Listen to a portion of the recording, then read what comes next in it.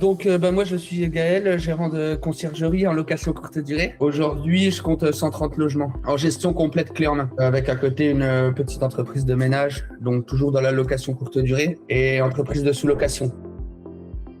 Grosse période d'acquisition-développement en 2025 et en fait on a perdu beaucoup de collaborateurs, donc en fait c'est là où je me suis dit qu'il y avait peut-être un problème dans le recrutement premièrement et dans le management, parce que aujourd'hui on va dire que pour beaucoup c'est dur de faire de l'acquisition, mais là quand on a les entre guillemets les leads qui viennent qui se signent tous les matins et qu'au final on les perd derrière parce qu'un collaborateur n'a pas fait entre guillemets sa part du travail, donc cette phase là en 2025 je me suis dit on refait pas la même en 2026 quoi.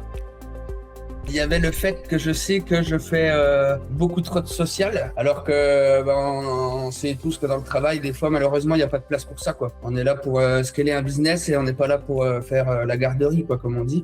En fait, je suis plutôt du genre à donner la chance à tout le monde, même aux personnes en qui j'ai pas confiance dès le départ. Et au final, très souvent, ça m'a induit en erreur dans le sens où la personne, à partir du moment où elle ne nous écoute pas une minute lors d'un entretien, en fait, derrière, on peut pas trop lui en vouloir de pas correspondre à nos attentes, puisqu'au final, on lui a même pas dit. On a de la perte de temps quand on va contrôler, et pour moi c'est conclusion d'un mauvais recrutement au final, parce qu'à savoir qu'on a tous les process comme tout le monde, des cahiers des charges, des choses comme ça, donc à un moment donné, avant j'arrivais, comme je dis, de donner la chance à tout le monde, et je sais qu'aujourd'hui il y a des collaborateurs qui ne vont même pas lire des cahiers des charges ni rien du tout, et avant j'étais pas trop regardant par rapport à tout ça, quoi, parce que comme je dis, vu que je laissais la chance à tout le monde de toute façon, on est sur la bonne lancée, comme je dis. Maintenant, je suis beaucoup plus sélectif. Donc oui, on peut dire que je suis beaucoup plus serein. Mais aujourd'hui, en tout cas, je suis plus confiant parce que comme je dis, j'ai réussi à mettre de côté s'il fallait que je mette de côté. Et en fait, vu que je ne savais pas sur quel pied danser, c'est là où j'étais un peu bloqué. Moi, je suis quelqu'un qui aime bien action-réaction, mais avec des valeurs familiales, etc.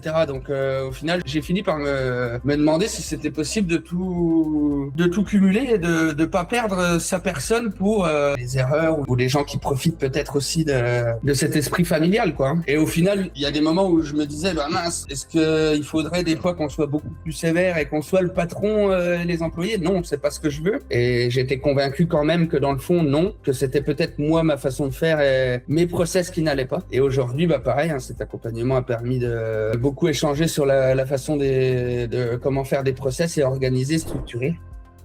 Avant, je ne pouvais pas être sans mon téléphone parce qu'aujourd'hui, j'avais cette peur constante qu'il y ait des problèmes. Mais aujourd'hui, les problèmes sont gérés sans que je sois là, quoi. Donc oui, ça se ressent dans le sens où je parais beaucoup moins stressé. Surtout ma femme qui est avec moi tous les jours, qui me disait tous les jours que cours partout tout le temps, quoi. Le problème, il vient de moi aussi, que j'arrivais pas à lâcher, que j'arrivais pas à déléguer. Et je pense, comme je dis, le manque de temps, vu que je me suis mis moi-même dans une spirale infernale au final. Donc évidemment, au quotidien, c'est pas toujours facile. Quand je saute du lit le matin et avant même d'ouvrir les yeux, je suis déjà dans ce que j'ai pas terminé hier, parce que c'est moi tout seul qui me fait des montagnes de problèmes. Donc évidemment, aujourd'hui, on se lève sans stress, on se couche sans stress, ça peut que se voir.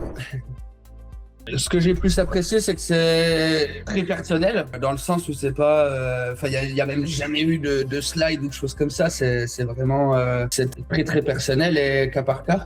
C'est ce que j'ai apprécié en fait. C'est pas la première formation que je fais et on n'a pas toujours l'habitude d'avoir des formations si personnelles. Généralement, c'est du gros copier-coller.